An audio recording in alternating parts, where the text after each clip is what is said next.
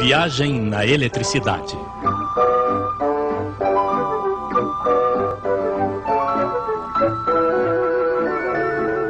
As três aplicações da eletricidade. Depois dos alternadores, dos transformadores, das linhas de alta tensão, eis que a eletricidade chega à casa de vocês pronta para trabalhar. Algumas vezes ela se encontra frente a frente com um ferro elétrico que deve aquecer. Em outro lugar deve produzir luz. Outras vezes ela faz girar motores de geladeiras ou coisas semelhantes. Claro, não existe uma eletricidade especial para cada tipo de trabalho, sem a qual os ferros de passar começariam a girar, as geladeiras começariam a aquecer, e realmente não é isso que esperamos deles. É a mesma eletricidade, são os mesmos elétrons, mas existem vários modos de fazê-los trabalhar.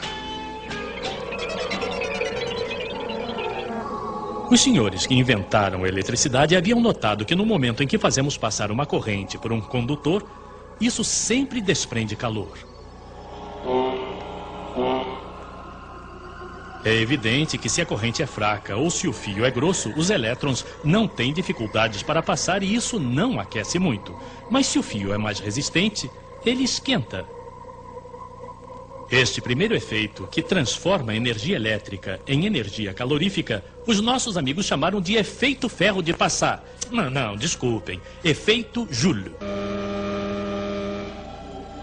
Quando colocavam um fio ainda mais resistente, aquecia ao máximo e produzia luz. Mas infelizmente não por muito tempo. Porque a essa temperatura, os átomos do fio se entendem com os átomos do oxigênio do ar para fazer não sei o que exatamente. Mas em todo caso o fio queimava e se partia.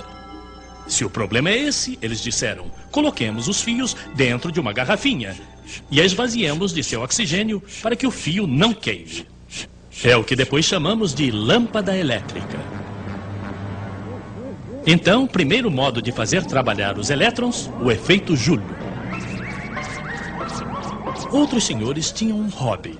Eles faziam bobinas com fios elétricos que enrolavam em torno de um núcleo de ferro. E, quando a corrente passa, se transforma em ímã. Um eletroímã, para ser exato, com um polo norte e um polo sul. Quando mudamos a direção da corrente, os polos também mudam, claro. Agora, se colocarmos um outro ímã ao lado, os polos contrários se atraem. Os polos do mesmo nome se repelem. Isso é conhecido. Um verdadeiro motor elétrico é um pouco mais complicado, mas utiliza o mesmo princípio. Segundo modo, então, de fazer trabalhar os elétrons, o efeito eletromagnético que transforma a energia elétrica em energia mecânica. Outros senhores finalmente faziam passar a eletricidade não por bobinas, mas pela água simplesmente. A água adicionada de diferentes sais ou ácidos. Dispensaremos a receita. De um lado, vocês colocam o que chamamos de eletrodo de prata. Do outro lado, um garfo, por exemplo, feito de um metal qualquer.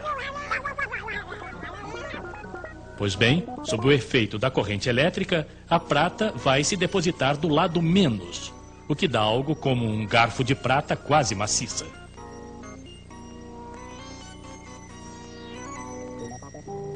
A eletrólise, terceiro modo de fazer trabalhar a eletricidade. E a própria água, que como todos sabem é feita de um átomo de oxigênio e 2 átomos de hidrogênio, é decomposta pela eletricidade. Ora, o gás hidrogênio, se o recuperarmos, o comprimirmos, o liquefizermos, pode ser um excelente carburante, do qual nos servimos em particular para fazer funcionar os foguetes.